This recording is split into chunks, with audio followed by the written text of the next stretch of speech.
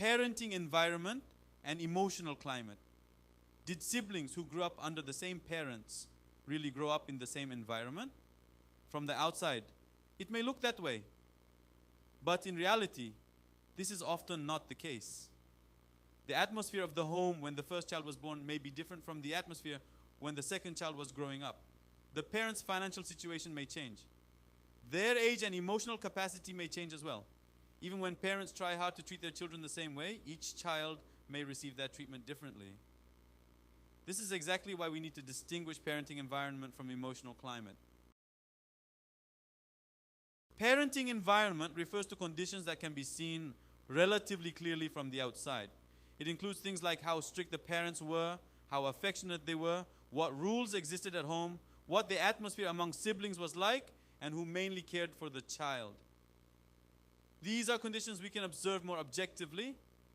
Emotional climate is different. It means how the child received that environment. Even in the same home, one child may feel warmth, while another child may feel suffocated. The same words can become encouragement for one child and pressure for another. In other words, parenting environment is close to the condition we can see from the outside. Emotional climate is close to the feeling that condition left inside the child. There may be an environment that looks fine to anyone. The parents may also have done their best in their own way. But if the child growing up in that environment always felt anxious, frustrated, and lonely, it is hard to say that the emotional climate the child experienced was warm. On the other hand, even if the environment looked somewhat rough or lacking from the outside, the child may have felt safe enough and accepted enough. This is why parents are sometimes confused. We did this much for this child. Why is this child still struggling? That question can be sincere. But what matters is not only the parent's intention. Often what matters more is what kind of climate actually remained inside the child. Torbit TA looks at this point. Instead of first asking who was right, it asks what structure the environment left inside the child. This is how the baseline egogram is formed. An egogram shows the 6 ego states inside me as numbers and a graph. The baseline egogram refers to the basic arrangement that usually appears when there is no special event or major stress. This basic arrangement is not formed overnight. It is formed over time through the environment I grew up in as a child and through how I received that environment as emotional climate. So the baseline egogram is not a simple personality chart. It is closer to a basic blueprint. It shows what kind of atmosphere I learned to breathe in, what I had to watch carefully in order to feel safe, and what kind of mind I had to develop in order to endure. In other words, the baseline egogram is the energy habit I learned in order to survive inside the environment given to me as a child. Some children had to become firm in order to feel safe. Some children had to read the room carefully. Some children had to fold away their joy, and some children needed their own inner support so they would not collapse. A basic pattern formed in this way can remain for a long time after growing up. So even as adults, we often bring forward a similar mind first in similar situations. This does not mean that environment ended everything. A more accurate way to say it is this. While receiving that environment as one's own climate, this kind of survival arrangement may have become fixed. Let's reread The Ugly Duckling. Think of Anderson's The Ugly Duckling. From the outside, the mother duck does not seem to push the ugly duckling very harshly. If we only focus on the fact that she does not directly shout at him or openly suppress him, it may not look like strong control. But when we look at the whole scene, the story changes. When the ducklings walk in a line behind the mother duck, we can sense that there is an unspoken rule in that home. Even if no one explains it fully, everyone is expected to follow. This atmosphere can act on the child as pressure from high CP. Even without words, a standard is flowing. You must fit in too. Also, when the other ducklings tease the ugly duckling, the mother duck does not actively stop them or comfort him enough. This can be read as an environment of low NP. In other words, this is an environment where rules and pressure exist, but protection and comfort are not enough. What happens when a child stays in this kind of environment for a long time? First, the child may become timid.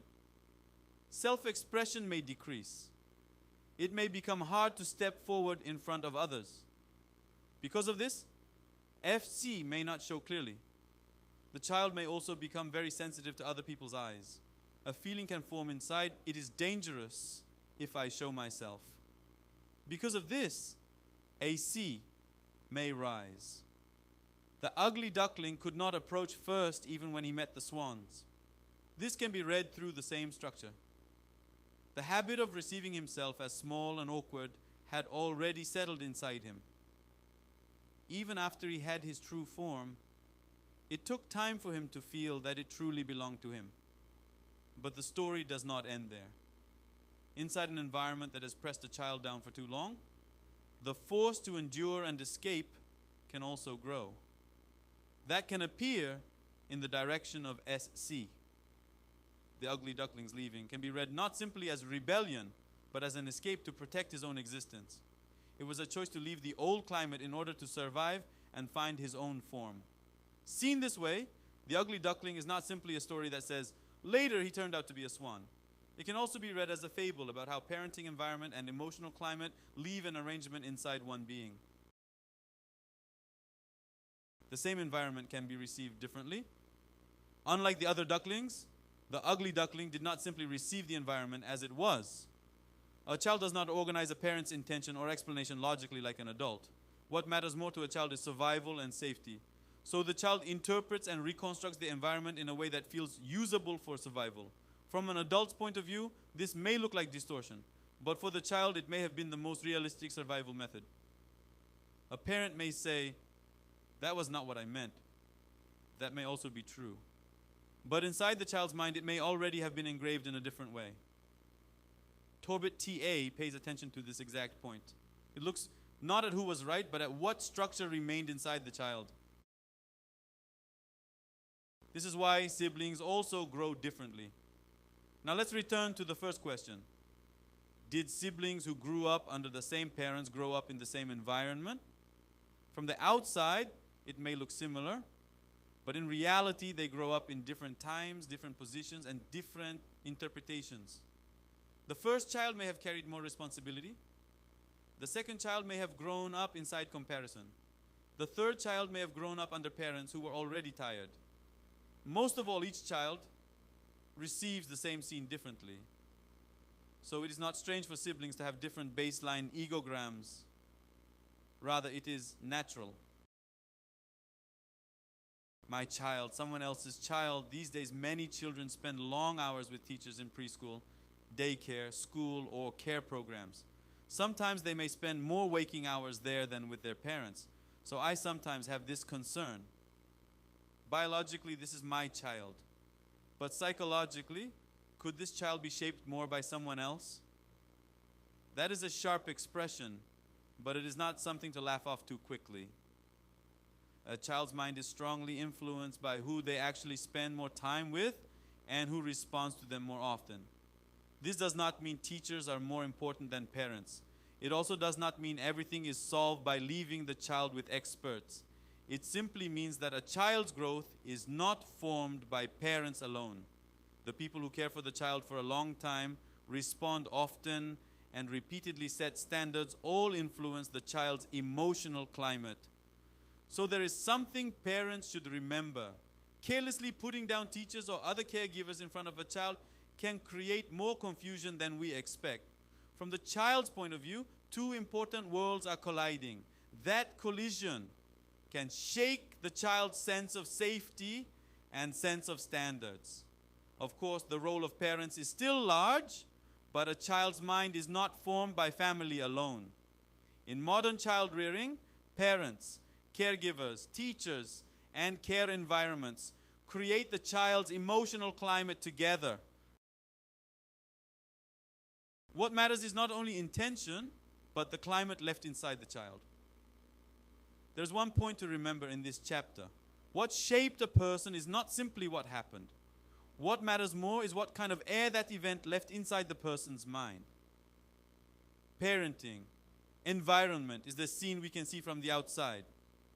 Emotional climate is the air that scene left inside me. And the baseline egogram is the habit of mind I created in order to survive for a long time inside that air. So reading an egogram is not merely reading a present score. It is reading the climate that has remained inside the person for a long time, and the survival arrangement created within that climate. The purpose of understanding the egogram is not to blame the past, it is to notice the arrangement that was formed there. And it is to return to my own hands the authority to tune whether I still have to keep using only the method from that time. Psychological parentage check is not about identifying biological parents. It is about checking what emotional climate remained in the structure of my mind and what survival arrangement that climate created.